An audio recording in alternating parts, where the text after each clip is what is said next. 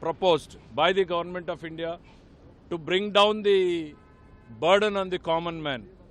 As a Telugu Desam Party, President Supremo, Mr. Sri Nara Chandrababu Naidu has taken a stand to support the reforms initiative taken up by the Government of India. Mr. Naidu claims that this is going to be a major step in reviving the poor man's economy, further upbringing the positive change in their lives.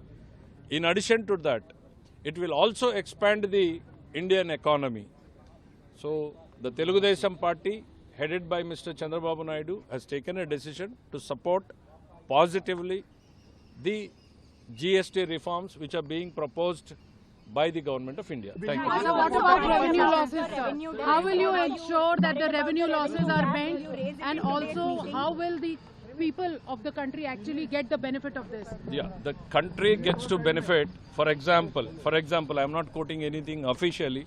If the prices are coming down from 28% to 18% or 5%, definitely it is going to save them a 15%, which is going to, have their savings increase and their what about surplus. a mechanism to ensure that this rate reduction is actually trickled down? We all, our intention, see, any reform which is being brought is with a good intention that this is passed on to the customer and consumer ultimately. We all have the common intention, right from Government of India to all the participating states, maybe including the opposition. We have no second stand on the passing on the benefits to the end consumer. What about revenue losses? How will you meet? That depends on the state. See, we assume that the states are going to get lower the tariff, higher the revenue. There are multiple economic models. Let's see how this is one major reform which needs to be welcomed by one and all in the country. So you need a compensation or not? Yeah, I am Payyavula Keshav, Finance Minister of Andhra Pradesh. Sir, are you supporting additional levy?